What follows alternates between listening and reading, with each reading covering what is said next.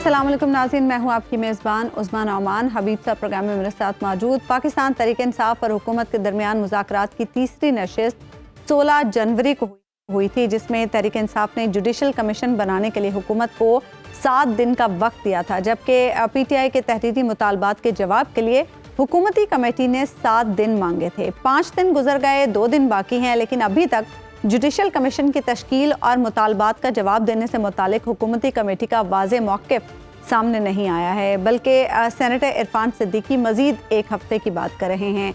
आज हुकूमती कमेटी के अरकान ने स्पीकर चैम्बर में सरदार अय्याज सादिक से मुलाकात की और PTI मुतालबात बाबत मुशावरत की। तहरीक इंसाफ की अगर हम बात करें तो वो हुकूमती कमेटी का मुकर्रर करदा वक्त तक तहरीरी जवाब का इंतज़ार कर रही है, और अगर जुडिशल कमीशन नहीं बनता और बकौल बैरिस्टर गौहर अगर इसका इंदिया भी नहीं मिलता तो बानी की हिदायत के मुताबिक मुज़ाकरात जारी नहीं रहेंगे। पेशावर में गुज़श्ता पीर को होने वाली एक मुलाकात की अहमियत आज भी बरकरार है और उसकी बाज़ गश्त हुकूमती ऐवानों में भी सुनी जा रही है। खबर के मुताबिक वज़ीर आज़म शहबाज शरीफ को इस मुलाकात के बारे में ब्रीफ किया गया कि आर्मी चीफ और PTI रहनुमाओं के दरमियान होने वाली ये मुलाकात तयशुदा नहीं थी और इसमें सिर्फ कौमी सलामती के मामलात पर बात हुई, जबकि वज़ीर दिफा ख्वाजा आसिफ का यह कहना है कि PTI मुक्तदरा तक पहुंचने में कामयाब हो गई है। इस कामयाबी के नतीजे में PTI के लिए आगे आसानियां ही आसानियां होंगी या फिर मुश्किलात का कोहे गिरां ही हायल रहेगा। इस पर भी हम प्रोग्राम में बात करेंगे। आज बानी तहरीक इंसाफ इमरान खान से वकला ने मुलाकात की और फैसल चौधरी एडवोकेट के मुताबिक इमरान खान का ये कहना है कि जल्द इंसाफ के सूरज से रात की तारीकी ख़त्म होगी। अपोजिशन का पार्लियामान में मुसलसल एहतजाज, 8 फरवरी यौम स्याह या यौम तामीर तरक्की, इंट्रा पार्टी इलेक्शन केस और chief election commissioner Sikandar Sultan Raja की आईनी मुद्दत की तकमील के मामलात भी हैं। ऐसे में मुज़ाकरात की गाड़ी कैसे चलेगी? शाहिद खाकान अब्बासी के बाद आज PTI वफ़द ने मारूफ सियासतदान मुस्तफ़ा नवाज़ खोखर से मुलाकात की और उन्हें तहरीक तहफ़्फ़ुज़ आईन पाकिस्तान में शमूलियत की दावत दी। क्या ग्रैंड अलायंस बनाकर तहरीक इंसाफ बड़ी एहतजाजी तहरीक शुरू करने का है? इसी सारी सूरत हाल पर हम बात करेंगे। प्रोग्राम में हमें ज्वाइन करें पाकिस्तान तहरीक इंसाफ थिंक टैंक के सरबरा रऊफ़ हसन साहब। रऊफ़ साहब, आप लोगों ने 7 दिन का टाइम दिया था हुकूमती मुज़ाकराती कमेटी को, 5 दिन गुजर चुके, 2 दिन बाकी हैं और आज इरफान सिद्दीकी साहब ये कह रहे हैं कि 7 वर्किंग डेज में हम जवाब देंगे। अभी इन मामलात पर हुकूमती कमेटी की अपने इत्तेहादियों के साथ मुशावरत चल रही है, तो क्या आप वेट करेंगे 7 वर्किंग डेज तक, या जो आप लोगों ने डेडलाइन दी है बस वहीं तक? थैंक यू, बहुत मेहरबानी जी। देखिए, 2 डेडलाइंस हैं हमारी तरफ से। एक तो हमारी ओवरऑल डेडलाइन है, वो है 31 जनवरी को कि 31 जनवरी के बाद कोई मुज़ाकरात नहीं होंगे। उसके बाद एक और डेडलाइन है जो कि जब हमने अपने मुतालबात इन तक रिटन फॉर्म में दे दिए थे तो उसके बाद हमने कहा था कि 1 हफ्ते के अंदर अंदर आप हमें बताइए कि ये इसके बारे में सब्सटेंटिव जो है वो रिस्पांस आना चाहिए। दैट मीन्स के जो हम जुडिशल कमीशंस कॉन्स्टिट्यूट करने की जो हमने रिक्वेस्ट की है उसमें वो उसके बारे में पॉजिटिव रिस्पांस होना चाहिए। दैट मीन्स के वो जुडिशल कमीशंस जो हैं वो तश्कील पाने चाहिए। अभी 3-4 दिन पहले खान साहब ने मजीद इसके बारे में बातचीत करते हुए कहा है कि अगर जुडिशल कमीशंस जो हैं वो तश्कील नहीं पाते तो उसके बाद मुज़ाकरात जारी नहीं रहेंगे।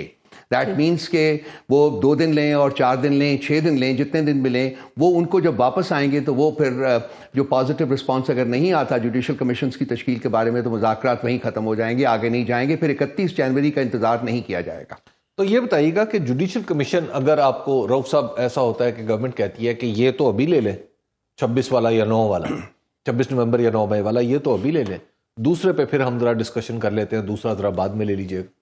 खान साहब दोनों के बारे में बहुत ही डिटर्मिन्ड है, बहुत ही कंसिस्टेंट है। उन्होंने कहा जी कि दोनों हमें जुडिशल कमीशंस चाहिए क्योंकि 9 मई और 26 नवंबर जो हैं दोनों में से कोई एक दूसरे से कम नहीं है अहमियत का, इसलिए उन्होंने कहा था कि दोनों कमीशन करने चाहिए। ऐसा तो नहीं हो सकता कि सुप्रीम कोर्ट बंद कर दी जाए, वहाँ पे ताले डाल दिए जाएं और सारे जज जो हैं इन 2 कमीशनों में बैठ के हकायक का सुराग लगाते रहें, और हकायक भी वो जो जिन पर इसरार आपको है?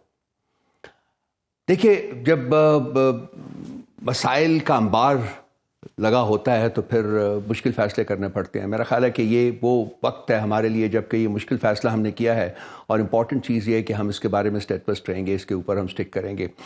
मेरा नहीं ख्याल कि सुप्रीम कोर्ट बंद होगी, लेकिन लाजमी बात है कि वक्त देना पड़ेगा اور اس کے علاوہ اور بھی بہت سے ٹی آرز ہیں. یہ صرف ایک تو ہم یہاں بات کر رہے ہیں نا, کھلی بات کر رہے ہیں کہ جی کمیشن تشکیل دے دیا جائے گا. کمیشن کے ٹی آرز جو ہیں وہ بہت امپورٹنٹ ہیں. کون سے ججز آئیں گے, کتنا ٹائم لمٹ ہوگا اس میں, کتنی دیر میں یہ سب کچھ کرے گا, تو وہ سب کچھ طے کرنا پڑے گا. تو تشکیل پانے کے ایک اصولی فیصلے کے بعد بھی بہت سے مراحل ہیں جو کہ دونوں اطراف کو طے کرنے پڑیں گے بیفور یہ کمیشنز کام شروع کر سکیں. اچھا, تو یہ بتائیے گا کہ آپ کے جو ان دو کمیشنز کی صورت میں, کمیشنز پہ آپ ایسا لگ رہا ہے کہ اگرچہ آپ کا جو مطالبات تھے وہ بنیادی طور پہ دو تھے جس میں اسیروں کی رہائی بھی تھی, وہ اس مطالبے سے ایسا لگ رہا ہے کہ وہ مطالبہ آپ نے کچھ بیک برنر پہ رکھ دیا ہے, کمیشن کا مطالبہ آپ سب سے اوپر لے آئے. بیک برنر کے اوپر تو نہیں ڈالا, لیکن میں فیل کرتا ہوں کہ چونکہ کمیشنز کے بارے میں ان کے, اور دوسری بات ہے کہ وہاں ہم کو یہ نہیں چاہتے کہ ہم نے کوئی یہ ڈیمانڈ نہیں کی. اگر وہ لیٹر آپ, آئی ایم شیور کہ آپ نے وہ پڑھا ہوگا, اس میں ہم نے یہ نہیں کہا جی کہ آپ ان کو آزاد کر دیجیے. ہم نے صرف یہ کہا ہے کہ حکومت ایڈمنسٹریشن کی طرف سے جو بیجا ہرڈلز کریٹ کیے جا رہے ہیں ان لوگوں کے ایک نیچرل لیگل پروسیس کو آگے بڑھنے میں, وہ ہٹائے جائیں. ان کی بیلز کو رکاوٹ کا شکار ہیں, جو جج صاحبان ہیں ان کے اوپر پریشر ہے, جو عدالتی نظام, عدالتی سسٹم ہے اس کے اوپر پریشر ہے. تو ہم چاہتے ہیں کہ جی وہ ایک ہمارا کانسٹیٹیوشنل رائٹ ہے, تو وہ جو پریشرز ہیں ان کو ریموو کیا جائے. باقی اب جوڈیشل پروسیس جو ہے اس کو کنٹینیو کرنے دیں, اس میں 10 دن لگے, 15 دن لگے, 20 دن لگے, وہ ہمیں پتہ ہے کہ وہ مسئلہ حل ہو جائے گا, وہ پرابلم نہیں ہے. اس کی وجہ یہ ہے, آپ نے یہ بھی تو ہو سکتا ہے نا کہ آپ نے زیادہ, یعنی آپ نے کمیشنز کا معاملہ اٹھا دیا ہے کہ کمیشنز آپ کو لگتا ہے کہ وہ پہلے حقائق جب اسرٹن کرے گا تو وہ لوگ خود ہی باہر آ جائیں گے, یا یہ بات ہے؟ نہیں, یہ نہیں ہے جی. ہم اس کے, ہماری سوچ کم از کم پارٹی کی نہیں ہے. وہ ہم یہ کہ یہ جو جتنے بھی مقدمات ہیں وہ ہم بلیو کرتے ہیں کہ جعلی مقدمات بنے ہوئے ہیں, کیونکہ جب تک آپ ایسرٹینمنٹ آف کرائم نہیں ہوتا اس وقت تک مقدمہ درج ہو نہیں سکتا. تو یہ اس کے بغیر ہوئے. خاص کر ملٹری کورٹس میں جو مقدمے گئے ہوئے ہیں اس کو ہم ریکگنائز ہی نہیں کرتے ہیں. سویلین کورٹس میں جو ہے وہ آگے بڑھ ہی نہیں رہے ہیں, رکا ہوا ہے.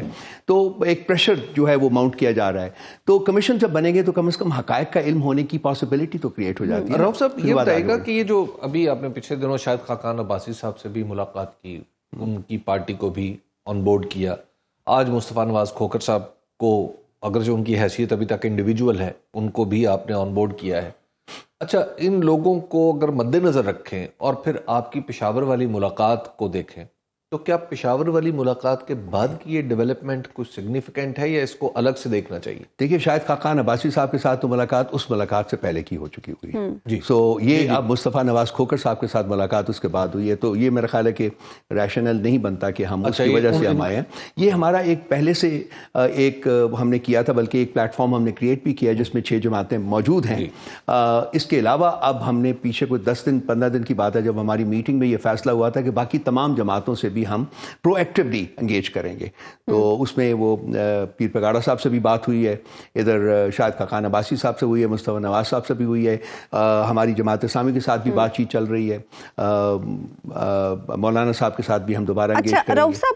تو یہ تمام اسی کا ہے کہ جی یہ جو ایک اوور آل اسٹرگل ہے ہماری کانسٹیٹیوشن کے ریوائول کے لیے, اس کے لیے جتنے بھی انٹرسٹ جو ہیں اکٹھے ہو سکیں وہی فیل کہ وہ زیادہ اچھا. رؤف صاحب, کچھ لوگ یہ سمجھتے ہیں کہ خان صاحب کو سزا ہونے کے بعد پاکستان تحریک انصاف کی جو بارگیننگ پاور ہے وہ کچھ کم ہوئی ہے اور دوسری سائڈ کی بہتر ہوئی ہے.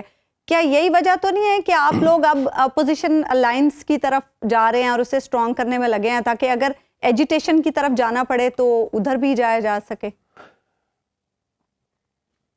سزا تو 2-3 دن پہلے ہوئی ہے نا جی. ہمارا یہ جو الائنس بنانے کا پروسیس تو یہ تو بڑی دیر سے جاری ہے, بلکہ بنا بھی ہوا ہے. تو یہ نہیں, اس کے بعد کا نہیں ہے. یہ ایک تھنکنگ ہے ہماری کہ لارجر ایک الائنس بننا چاہیے اپوزیشن جماعتوں کا, جو کہ آئین اور جمہوریت کی بحالی کے لیے کام کرنے کے لیے تیار ہے. تو اسی لیے ہم اور اس کو کوشش کر رہے ہیں اس سلسلے میں کہ جی جتنے زیادہ سے زیادہ لوگ ہیں وہ اکٹھے ہو سکیں اس پلیٹ فارم کے اوپر, اتنا ہی بہتر ہے. لیکن مولانا فضل الرحمان کی اگر آپ بات کریں تو وہاں ان کے بارے میں ہم دیکھتے ہیں کہ علی امین گنڈاپور صاحب جو آپ کے سی ایم ہیں خیبر پختونخوا کے, ان کے بیانات بڑے سخت آ جاتے ہیں. تو وہ کچھ ایسا لگتا ہے کہ جیسے آپ کی پارٹی کے اندر ہی کوئی 2-3 حصے ہیں کہ کوئی سوچ رہا ہے کہ ہاں انگیج کرنا چاہیے اور کوئی سوچ رہا ہے بالکل انگیج نہیں کرنا چاہیے. اوور آل اگریمنٹ ہے حبیب صاحب کے تمام پولیٹیکل فورسز سے انگیج کیا جائے ادر دین دی 3 پولیٹیکل فورسز جو کہ اس وقت جنہوں نے مینڈیٹ چوری کیا ہوا ہے اور جو بیٹھی ہوں، باقی سب کے ساتھ انگیجمنٹ کرنے کا پروسیس ہے. اب یہ مختلف ایشوز رہے ہیں. مولانا صاحب کے ساتھ ہمارے جو تعلقات ہیں وہ میں بیان نہ ہی کروں تو بہتر ہے، لیکن اس وقت ہم جہاں کھڑے ہیں میں فیل کرتا ہوں کہ زمین آسمان کا فرق ہے، بہتری ہوئی ہے. تو کنٹینیوس انگیجمنٹ میں یہ ایڈوانٹیج ہوتا ہے کہ جی حالات اور بہتر ہو سکتے ہیں، جو کہ ہماری خواہش ہے کہ مولانا صاحب کے ساتھ نمبر 1 ہماری انگیجمنٹ کنٹینیو کریں، اور نمبر 2 حالات مزید ان کے ساتھ جو پارٹی ٹو پارٹی حالات ہیں وہ اور بہتر ہوں. رؤف صاحب آپ سمجھتے جو ہیں وزیر اعلیٰ ہیں وہ تو ایسا لگتا ہے، اور شاید کسی درجے میں یہ درست بھی بات ہے کہ وہ ایک ہی جگہ ان کا حلقہ انتخاب ہے، constituency ایک ہے، تو وہ کیسے چاہیں گے کہ وہ آپ اور وہ قریب آئیں؟ اور پھر آپ کے پی کی سب سے بڑی پارٹی بھی ہیں. وہ دیکھیے یہ پارٹی کے اندر آراء ہیں، بالکل ہیں، لیکن جو ہم نے سٹیپس لیے ہیں وہ بھی آپ کے سامنے ہیں، سارا کچھ ہے. ہم نے یہ فیصلہ کیا تھا کہ ان کے ساتھ انگیج کرنا ہے، وہ ہم کر رہے ہیں. سب کمیٹیز بھی ہماری کام کرتی ہیں، ایک نیشنل اسمبلی کے اندر، ایک سینٹ کے اندر. تو یہ چلتا جائے گا، معاملہ چلے گا. علیم گنڈاپور صاحب کی جو ریزرویشنز ہیں وہ اپنی جگہ بالکل جائز ہیں، وہ بھی جائز ہیں. ایشوز ہیں، مولانا صاحب بھی کچھ اسٹیٹمنٹس ایسی دے دیتے ہیں جو کہ ٹھیک نہیں ہوتی، جس کے بارے میں ہمیں بہت سی ریزرویشنز ہوتی ہیں. تو میرا خیال ہے کہ ان تمام چیزوں کے باوجود ہم چاہیں گے کہ معاملات آگے بڑھیں. رؤف صاحب جو پشاور والی ملاقات ہے اس کو لے کر حکومتی سائڈ پر بڑی ٹینشن ہے. پہلے حکومتی سائڈ سے اس تاثر کو رفع کرنے کی بھی کوشش کی گئی کہ یہ ملاقات کوئی سیاسی نوعیت کی تھی، اور پھر اس کے بعد یہ بھی کہا گیا کہ وہاں کوئی مذاکرات نہیں ہو رہے. عرفان صدیقی صاحب نے بڑا کیٹیگوریکلی کہا. کیا وجہ ہے کہ حکومتی سائڈ کو اس ملاقات سے اتنی ٹینشن ہو رہی ہے، اور کیا اس کا اثر مذاکرات پر بھی پڑ رہا ہے؟ ٹینشن تو ان کو بہت ہے. یہ اس بارے میں تو آپ نے جو کہا ہے وہ بالکل ٹھیک ہے. یہ تو مجھے اپنے ذاتی ذرائع سے بھی پتہ چلا ہے کہ جی خاصی وہاں تھلی جسے کہتے ہیں نا وہ مچی ہوئی ہے، اور ہونی بھی چاہیے، کیونکہ بیسیکلی انہوں نے تو اسٹیبلشمنٹ کی بیساکھیوں کا سہارا لے کے اس وقت جہاں یہ بیٹھے ہوئے ہیں اور یہ سب کو اپنے ہی رنگ میں جانچنے کی کوشش کرتے ہیں کہ شاید ہم بھی اسٹیبلشمنٹ کے ساتھ بات چیت کر رہے ہیں اس لیے کہ ہم حکومت میں آنا چاہتے ہیں، ان کو ریپلیس کرنا چاہتے ہیں. یہ مقصد نہیں ہے، لیکن ہماری کنسسٹنٹ ایک اپروچ رہی ہے. آپ کو پتہ ہے کہ پہلے دن سے ہم نے کہا تھا کہ طاقت جو ہے، جو طاقت کا منبع ہے وہ اسٹیبلشمنٹ ہے. آج بھی ہم وہی کہتے ہیں، اور بات چیت کرنے کا فائدہ انہی کے ساتھ ہے کہ جن کے پاس کچھ دینے کو ہو. تو ہم مانگ کیا رہے ہیں؟ ہم پاکستان میں آئین اور قانون کی حکومت مانگ رہے ہیں، دیٹ از آل. اور ہم چاہتے ہیں کہ اسٹیبلشمنٹ کے ساتھ بھی بیٹھ کے انہی آبجیکٹیوز کو سامنے رکھ کے بات کو آگے بڑھایا جائے. ان کے ساتھ اچھی ملاقات رہی ہے، سیاسی معاملات بھی ڈسکس ہوئے ہیں. میں آپ کو آن کیمرہ کہہ رہا ہوں. اور امید کرتا ہوں، میں ذاتی طور کے اوپر، ہماری پارٹی میں بھی یہ امید ہے کہ جی یہ جو کانٹیکٹ ہے یہ مستقبل میں بھی یہ جاری رہے گا. یہ بتائیے، یہ کانٹیکٹ جو ہوا یہ بہت سے کانٹیکٹس کے سلسلے کی آخری کڑی تھی یا ابتدا ہے؟ میں تو یہی فیل کرتا ہوں کہ ابتدا ہے. اس کے آگے میں تو آگے دیکھ رہا ہوں، فیوچر میں دیکھ رہا ہوں، مستقبل میں دیکھ رہا ہوں. جی ڈونلڈ ٹرمپ صاحب آ گئے اقتدار میں، کیا اب آپ کو لگ رہا ہے کہ پاکستان کی سیاسی صورتحال پر ان کے بھی کچھ اثرات آئیں گے؟ میرا خیال ہے کہ یہ جو آپ کو تھوڑی بہت لیٹیچیوڈ نظر آیا ہے اب تک، وہ اسی کی وجہ سے ہے. ایکسٹرنل پریشر بہت زیادہ ہے. یہ صرف امریکن پریشر نہیں ہے حبیب صاحب، میں ذاتی طور پہ جانتا ہوں. یہ یورپین یونین کا بہت پریشر ہے. اور اس وقت 3 سٹیکس ہیں، بہت بڑے سٹیکس ہیں پاکستان کے لیے. IMF جو امریکہ کی مرہون منت ہے، جو ہمیں ملا تھا، سارا کچھ مرہون منت ہے. اس میں بہت کچھ اور ہے جو کہ شاید میں آن کیمرہ بات نہ کرنا چاہوں. FATF we can go back into the raid. Okay. اور تیسرا ہے آپ کا GSP جو EU میں ہے، اور ان کی طرف سے اسٹیٹمنٹ بھی آ چکی ہوئی ہے کہ جب تک آپ 27 کووننٹس جو ہیں، جس میں کہ ہیومن رائٹس ایک بہت میجر کووننٹ ہے، اس کے اوپر آپ عمل نہیں کریں گے تو یہ GSP جو ہے، اس کی کنٹینویشن جو ہے، ایکسٹینشن جو ہے، وہ پاسبل نہیں ہوگا. اب آپ کا دار و مدار ہی سارا اس ریاست کا جو ہے ان تینوں جو IMF اور یہ GSP اور FATF، اس کی وجہ سے ہے. اگر ان میں سے کوئی ایک چیز بھی ڈسٹرب ہوتی ہے، فار ایگزامپل لیٹس سے کہ جی IMF ڈسٹرب ہو جاتا ہے تو آگے نہیں چل سکے گا. So there is enormous pressure on the government. تو اسی لیے تھوڑی سی لیٹیچیوڈ جو ہے آپ کو نظر آ رہی ہے. یہ بات کے لیے تیار چیتے ہیں، بیٹھے ہوئے ہیں. میں فیل کرتا ہوں کہ یہ پریشر جاری رہے گا، لیکن ہم ذاتی طور کے اوپر ایک پولیٹیکل پارٹی کی حیثیت سے ہم نے نہ کسی کو رابطہ کیا ہے، نہ کسی سے کسی قسم کی مدد مانگی ہے، نہ ہی ہم مدد مانگیں گے. لیکن کہا تو یہی جاتا ہے رؤوف حسن صاحب کہ آپ لوگوں کی بیرون ممالک کوششوں کی وجہ سے. جی حبیب صاحب. دیکھیے ڈائسپورا ہے، وہ ہمیں سپورٹ کرتا ہے، ہم ان کو سپورٹ کرتے ہیں، وہ ہم کو سپورٹ کرتا ہے، تو ان کی وجہ سے یہ ہوا ہے. بالکل ٹھیک آپ کہہ رہی ہیں. تو اس میں تو کوئی میں نے صرف یہ عرض کیا تھا آپ کے ساتھ کہ ایک پولیٹیکل پارٹی کی حیثیت سے، ایک سیاسی جماعت کی حیثیت سے ہم نے کوئی فارمل کسی کو اپروچ نہیں کیا جی کہ آپ ہماری مدد کریں، اور اب بھی ہم نہیں اپروچ کریں گے. ہاں ان کو جو حقائق کا علم ان کو آلریڈی ہے، یہ ای یو کی پروٹیسٹ جو آئی ہے، یا یہ وائٹ ہاؤس کی سٹیٹمنٹ آئی ہے، یا ایف اے ٹی ایف کی طرف سے، حکومت برطانیہ کی طرف سے آئی ہے، یا کانگریس میں ڈسکشن ہوئی ہے، ہاؤس آف ریپرزینٹیٹیوز میں ہوئی ہے، ہاؤس آف کامنز میں ہوئی ہے، وغیرہ وغیرہ، یورپین یونین کی پارلیمنٹ میں ہوئی ہے. یہ سب چیزیں جو ہیں یہ ہم نے ان کو نہیں بتایا. یہ سب وہ چیزیں ہیں جو کہ ان کو خود بھی پتہ ہے. ان کی آنکھیں ہیں، ان کے کان ہیں، وہ دیکھ سکتے ہیں، سن سکتے ہیں، بول سکتے ہیں. تو یہ صرف یہ کہنا جی کہ ہم کوئی ایک خاص ایک ایفرٹ کر رہے ہیں تو وہ اس کی وجہ سے نہیں ہے. جو اس وقت یہاں ہیومن رائٹس کی کنڈیشن ہے، جو مفقود، جو برا حال ہے، اور جو پچھلے 2.5 سال میں ہوتا رہا ہے، آپ کا خیال ہے کہ کیا وہ دنیا سے چھپی ہوئی ہے؟ وہ بالکل چھپی ہوئی نہیں ہے. لازمی بات ہے اس کے اوپر ایک رسپانس آئے گا ویسٹ کا، اور آیا بھی ہے. اور میرا خیال ہے کہ آنے والے وقت میں، اب جب کہ امریکہ میں ٹرانزیشن ہوئی ہے، یہ جو رسپانس ہے یہ زیادہ شدت اختیار کرے گا. تو آپ کو کیا لگتا ہے کہ ایسے حالات پیدا ہو جائے، ظاہر ہے آپ کی جو الٹیمیٹ گول ہے وہ تو یہ ہے کہ الیکشن ہو، تو آپ کو کیا لگتا ہے کہ آپ اس گول تک کب اور کیسے پہنچ جائیں گے؟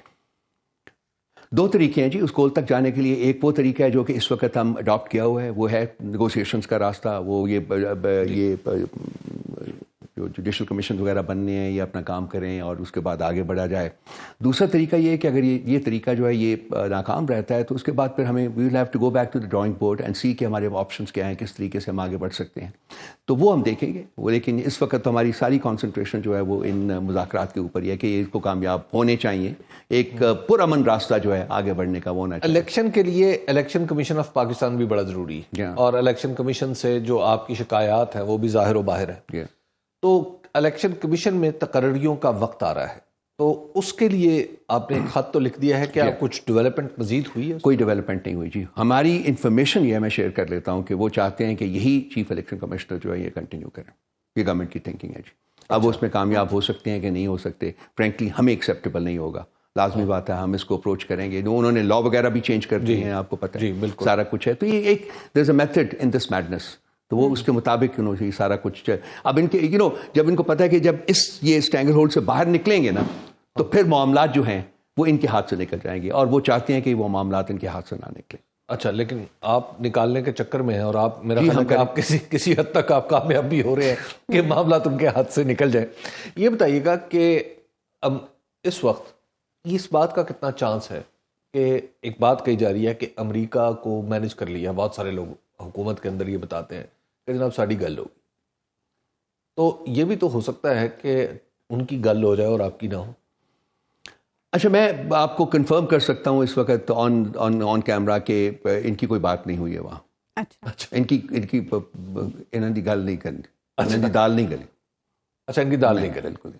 ان کو دیکھیے ایک بیسیکلی اسٹیٹ ٹو اسٹیٹ تعلقات جو ہوتے ہیں، خاص کر جب کہ ایک نان نیٹو ایلائی ہیں ہم، حالانکہ ریسنٹلی ان کے اسٹیٹمنٹ نے کہا جی کہ ہم ان کو ایلائی نہیں مانتے ہیں، صرف پارٹنر ہیں. لیکن جو کچھ بھی ہے تو ان کا ایک مطلب ایک انویٹیشن ہی آ جاتا کسی کو، فارن منسٹر کو بلا لیتے، جیسا کہ انہوں نے مودی صاحب کو نہیں انویٹیشن بھیجا، لیکن ان کا فارن منسٹر بیٹھا ہوا تھا وہاں. ہماری کوئی انویٹیشن کہیں نہیں آئی ہے. وہ سیریمونیل ایک پریزنس ہوتی ہے امبیسڈر کی، وہ انہوں نے سیریمونیل پریزنس، مجھے یہ بھی نہیں پتا ہوئی ہے کہ نہیں ہوئی ہے، مجھے یہ بھی نہیں پتا. اخبارات میں تو جو رپورٹ ہوا وہ یہ ہے کہ ہوئی ہے، لیکن باقی کسی کو وہ غائب تھے. وہ انڈین فارن منسٹر فرنٹ رو میں ان کو بٹھایا گیا تھا، اور ہمارے امبیسڈر جو ہے وہ بالکل نظر نہیں آ رہے. میرے پاس تصویریں وغیرہ میں نے ساری دیکھی ہیں. تو یہ ایک انڈیکیٹر ہے معاملات کی کہ کس طرف وہ جا رہے ہیں. تو یہ پریشر جو ہے ایک کمبائنڈ ویسٹرن ڈیموکریسیز کا جو پریشر ہے، اور پھر انٹرنل جو سچویشن اس وقت بوائل کر رہی ہے. ہمارے اکنامکلی ہم بالکل فیل ہو چکے ہیں. اپنی جتنی بھی پالیسیز ہم نے کرنے کی کوشش کی ہے وہ نہیں چل رہی. ابھی مارچ میں بہت امپورٹنٹ ہے IMF کا آ رہا ہے، اور یہ تمام معاملات میری اپنی ذاتی رائے کے مطابق، حبیب صاحب میں عرض کرنے لگا ہوں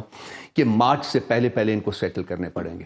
کیونکہ مارچ کی جو ٹرانچ آنی ہے، جو فیبری مارچ میں جو IMF کی جو میٹنگ ہونی ہے، وہ اس وقت تک نہیں آئے گی جب تک پاکستان کے پولیٹیکل معاملات جو ہیں وہ سیٹل نہیں یہ ہوتے۔ بتائیے گا کہ کیا اس پورے معاملے میں کچھ ایسے دوست بھی شامل ہیں جو دکھائی نہیں دے رہے؟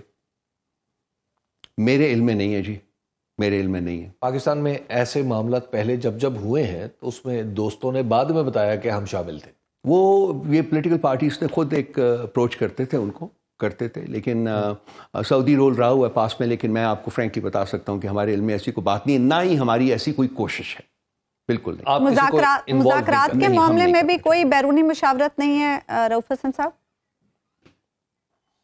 نہیں جی، بالکل نہیں ہے، اچھا۔ بالکل نہیں ہے جی، بالکل نہیں ہے جی۔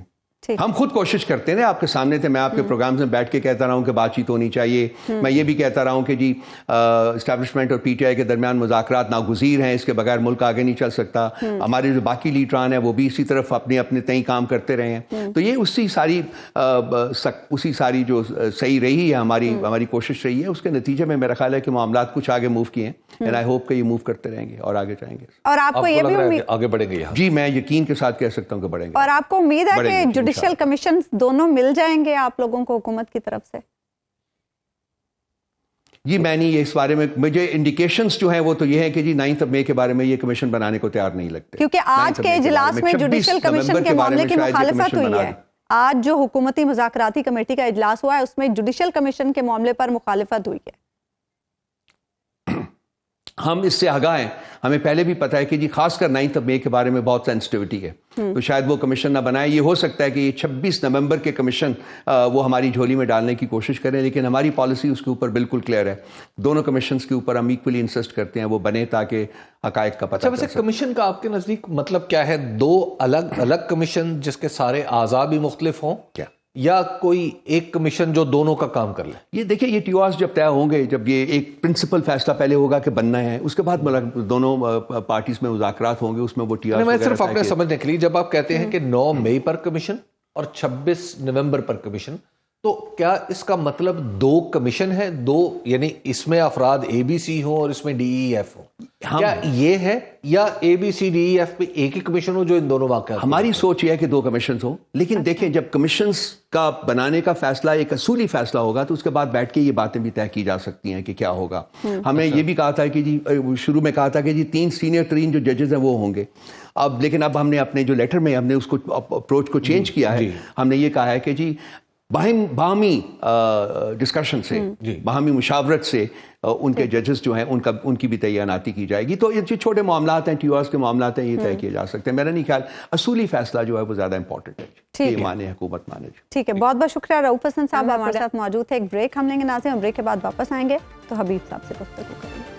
ویلکم بیک ناظرین۔ حبیب صاحب، آج جو حکومتی مذاکراتی ٹیم کا اجلاس ہوا ہے سردار ایاز صادق کی صدارت میں، اس سے خبر یہ آ رہی ہے کہ جوڈیشل کمیشن کے معاملے پر مخالفت پائی جاتی ہے، تو آپ کو کیا لگ رہا ہے، کیا حکومت جوڈیشل کمیشن دے سکے گی تحریک انصاف کو؟ اور دوسری طرف حکومت میں جو پشاور ملاقات ہے اسے لے کر بڑی ٹینشن پائی جاتی ہے، وزیر اعظم کو بھی بریف کیا گیا اس معاملے پر، کہیں یہی چیز تو رکاوٹ نہیں بن رہی مذاکرات کے معاملے میں؟ جہاں تک معاملہ ہے کمیشن کا، تو دیکھیں میں پاکستانی سیاسیات کے ایک طالب علم ہونے کے ناطے یہ عرض کر سکتا ہوں کہ کمیشن کا فائدہ اگر تو اس کا فائدہ PTI کو کم ہوگا اور پاکستان مسلم لیگ نون کو زیادہ ہوگا۔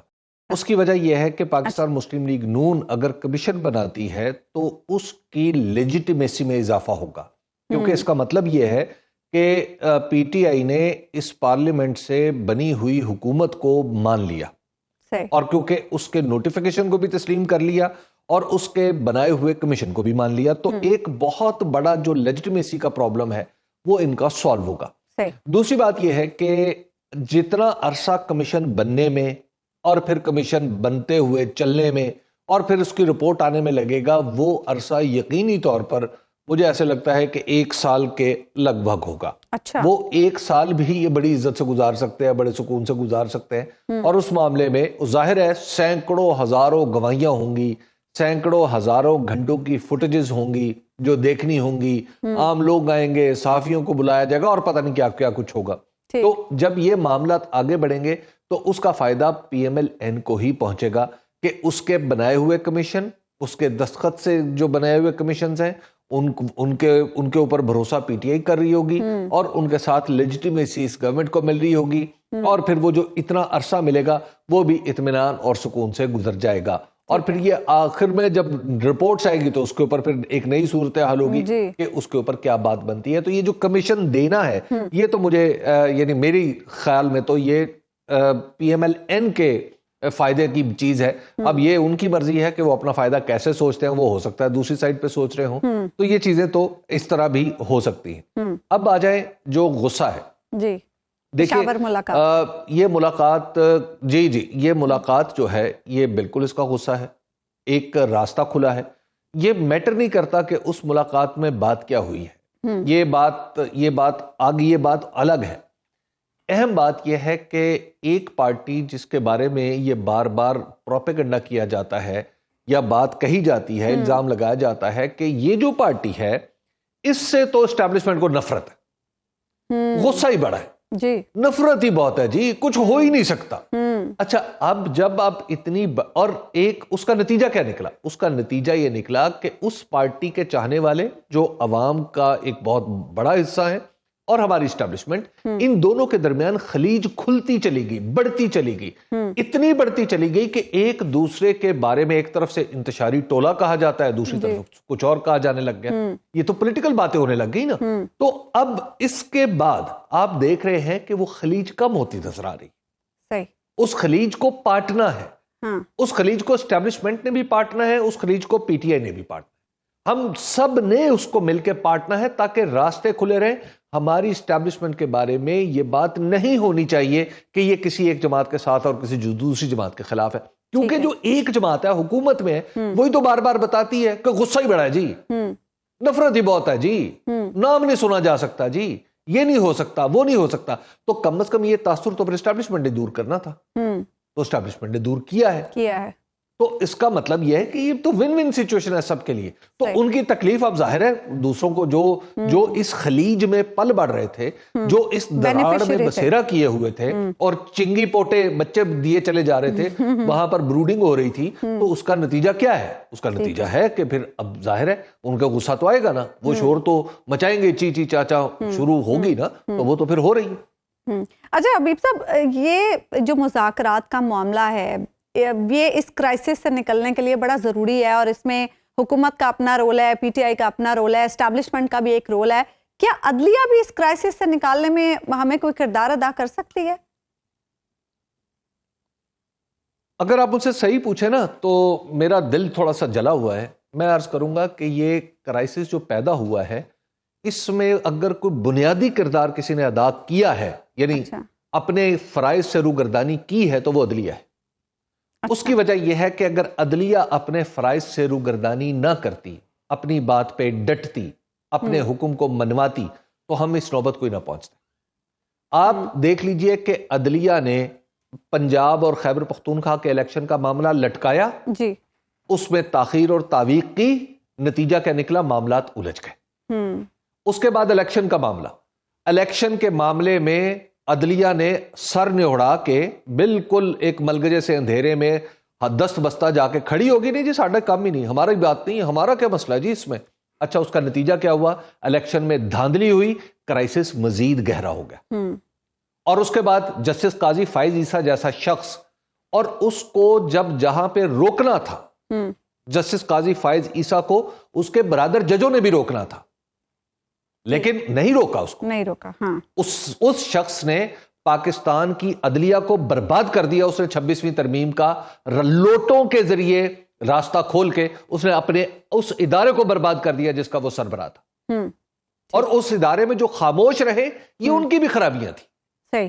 اور پھر 26ویں ترمیم ہونے دی. پھر دیکھیے آج عدلیہ جو ہے, عدلیہ کے سامنے کچھ امپورٹنٹ کیسز, اگر وہ ریزالو ہو جائیں بہت سارے مسئلے حل ہو جائیں گے. ملٹری کورٹس کا مسئلہ حل کر دیں نا, ٹھیک ہے, ٹھیک ہے. اس میں یوں ہے, یہ ہے, لفظ ایسے ہے, وہ ایسے ہے. اس کے بعد جو اسپیشل سیٹوں کا معاملہ ہے وہ حل کر دینا, ٹھیک ہے, ٹھیک ہے. اچھا حبیب صاحب, 26ویں آئینی ترمیم کا مسئلہ حل کر دینا. جی جی, تو جب یہ مسئلے حل ہو جائیں گے یہ کرائسس خود بخود حل ہو جائے گا. اچھا حبیب صاحب, ڈونلڈ ٹرمپ نے حلف اٹھا لیا ہے, اور بہت سارے لوگ جو کہنے والے ہیں وہ یہ کہہ رہے ہیں کہ پاکستان کے معاملات پر ان کی کوئی خاص نظر نہیں ہوگی کیونکہ پاکستان ان کی ترجیحات میں ابھی کہیں نہیں ہے. کیا واقعی پاکستان اتنا ارریلیونٹ ہو گیا ہے کہ امریکہ کے معاملات میں وہ کہیں بھی نہیں ہے, امریکی ترجیحات میں کہیں بھی نہیں ہے؟ پاکستان نے پچھلے کچھ عرصے سے جس طرح کی حرکتیں کی ہیں خارجہ پالیسی کے حوالے سے اور دیگر معاملات میں, اس میں واقعی ایسے لگتا ہے کہ پاکستان دنیا میں امریکہ تو کیا بہت سارے دوسرے ملکوں کی ترجیحات میں بھی شامل نہیں رہا. اچھا, اب دنیا کسی اور طرف جا رہی ہے, ہم پاکستان کے اندر اپنا ہی کرائسس کریٹ کرتے ہیں اور اسی پانی میں مدانی ڈال کے پھر رڑکنا شروع کر دیتے ہیں, اور توقع یہ ہوتی ہے کہ ہم اس میں سے استحکام برآمد کریں گے, ہم اس میں سے استحکام کا مکھن اور خوشحالی کی گھی نکالیں گے. ایسا ہوتا نہیں ہے. ہم نے چونکہ ہماری نااہلیوں اور نالائکیوں نے معاملات کو بگاڑ رکھا ہے, تو اس لیے یس یہ بات درست ہے. لیکن ایک بات میں آپ کو عرض کروں, ہم ایک نیوکلیئر پاور بھی ہیں, اور نیوکلیئر پاور کا جو اندرونی کرائسس ہوتا ہے نا, وہ ہر سپر پاور کا مسئلہ ہوتا ہے. ٹھیک ہے. جب ہمارے اندر جو کرائسس کی سچویشن ہے, یہ امریکہ کا بھی مسئلہ ہے, یہ چائنا کا بھی مسئلہ ہے, یہ سب لوگوں کا, یہ جو بگ 5 ہے نا, ان سب کا مسئلہ ہے. تو لہٰذا یہ کہنا کہ امریکہ کچھ نہیں کرے گا, یہ تو بالکل پتہ نہیں یہ لوگ کون ہیں, انہوں نے خارجہ امور کہاں سے پڑھے ہیں, انہوں نے پالیٹکس کو کہاں سے پڑھا ہے, پتہ نہیں اخبار بھی پڑھتے ہیں یا نہیں پڑھتے. I don't know. ٹھیک ہے, ایک بریک یہاں پر ہم بریک کے بعد واپس آئیں گے تو گفتگو کے سلسلے کو آگے بڑھائیں گے. ویلکم بیک ناظرین. سپریم کورٹ میں جسٹس منصور علی شاہ کی سربراہی میں 2 رکنی بینچ نے بینچز کے اختیارات کا کیس مقرر نہ کرنے پر توہین عدالت کیس کی سماعت کی. جسٹس منصور علی شاہ نے دوران سماعت ریمارکس دیے کہ پروسیجر کمیٹی چلتے ہوئے کیسز واپس لے تو عدلیہ کی آزادی تو ختم ہو گئی. جہاں محسوس ہو فیصلہ حکومت کے خلاف ہو سکتا ہے تو بینچ سے کیس ہی واپس لے لیا جاتا ہے. رجسٹرار سپریم کورٹ بھی عدالت کے سامنے پیش ہوئے. عدالت نے استفسار کیا کہ بتائیں عدالتی حکم کے باوجود کیس مقرر کیوں نہ ہوا. رجسٹرار سپریم کورٹ نے موقف اختیار کیا کہ یہ کیس آئینی بینچ کا تھا, غلطی سے ریگولر بینچ میں لگ گیا.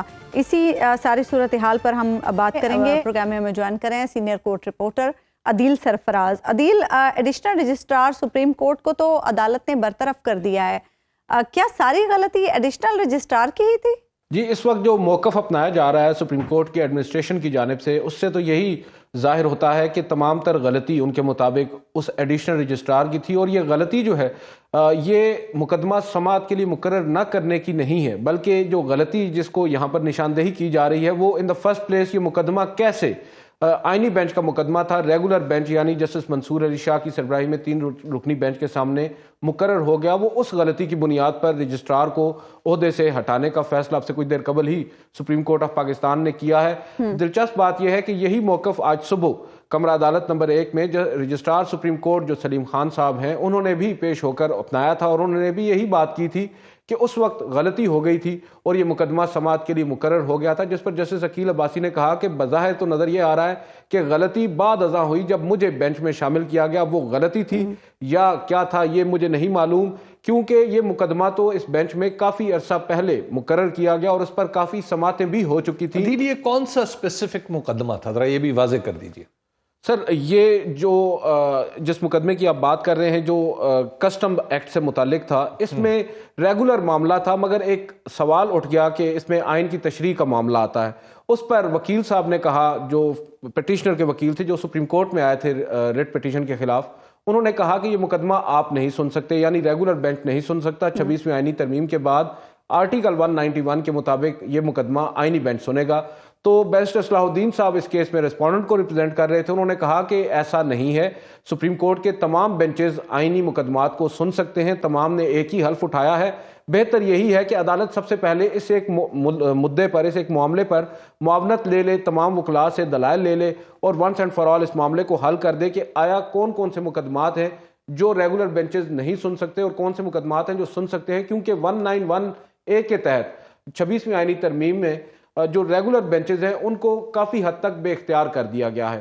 تو ایسا تو نہیں ہو سکتا کہ جو benches supreme court of Pakistan کے ہیں وہ اب آئین سے متعلق مقدمات کو سن ہی نہیں سکتے. تو یہ ایک کوسچن آف لا تھا جو یہ پاپ اپ ہوا اس پورے معاملے میں, اور اس پر ججز نے نوٹس جاری کیے, اور یہ بات اب اسی تحفظات کا اظہار کیا جا رہا ہے ججز صاحبان کی جانب سے بھی کہ ہم یہ نہیں کہہ رہے کہ ہم آئینی مقدمہ سننے جا رہے ہیں, ہم یہ کہہ رہے ہیں ہم نے اس اصول کو طے کرنا ہے, اس کوسچن آف لا کو ایڈریس کرنا ہے کہ کیا ہم سن سکتے ہیں یا نہیں سن سکتے. اگر یہ بھی ہم نہیں کر سکتے اور یہ بھی اب سپریم کورٹ کے ریسرچرز نے یا رجسٹرار آفس نے کرنا ہے تو پھر سپریم کورٹ کے ججز صاحبان کا کیا کام رہ گیا ہے؟ اچھا یہ بتائیے گا کہ جسٹس یحییٰ آفریدی جو چیف جسٹس ہیں ان کے اور جسٹس منصور کے درمیان تعلق تو بڑا اچھا ایک سمجھا جاتا تھا. کیا ایک بار پھر یہاں پہ ہم دیکھ رہے ہیں کہ ججز مورچہ زن ہو رہے ہیں ایک دوسرے کے مقابلے پہ؟ بالکل سر، حیران کن طور پر. اور یہ معاملہ سر آج شروع نہیں ہوا. آپ کو یاد ہوگا جب 26ویں آئینی ترمیم ہوئی تھی اور اس وقت جو 3 رکنی practice and procedure committee intact تھی اس میں جسٹس یحییٰ آفریدی کے علاوہ جسٹس منصور علی شاہ اور جسٹس منیب اختر تھے. ان 2 ججز صاحبان نے اس وقت جسٹس یحییٰ آفریدی کو لکھا تھا کہ آپ 26ویں آئینی ترمیم کے خلاف درخواستوں کو مقرر کریں، مگر انہوں نے نہیں کیا. بعد ازاں انہوں نے خود ہی کمیٹی کا اجلاس بلا کر 2-1 سے فیصلہ بھی کیا اور اس فیصلے کو بھی نظر انداز کیا جسٹس یحییٰ آفریدی نے. اس کے بعد سے ہم دیکھ رہے ہیں کہ جو دوریاں ہیں وہ بڑھتی جا رہی ہیں اور دوستی کا جو آپ تعلق بتا رہے ہیں بالکل کافی گہرا تعلق تھا. یہ 3 دوست تھے، جسٹس اطہر من اللہ بھی ان میں شامل ہیں، لیکن آج کل وہ خاموش ہیں. ادروائز جسٹس یحییٰ آفریدی اور جسٹس منصور علی شاہ تو ہمیں مد مقابل نظر آتے ہیں، آمنے سامنے یہ نظر آتے بتائیے ہیں. گا کہ اب 26ویں آئینی ترمیم کا معاملہ آئینی بینچ کے سامنے ہے. آئینی بینچ ہے ایک طرف، آئینی بینچ کے سربراہ ہوں یا خود چیف جسٹس صاحب کی ذات مبارکہ ہو، یہ دونوں تو 26ویں آئینی ترمیم کی پیداوار ہے. تو کیا یہ مقدمات سن سکتے؟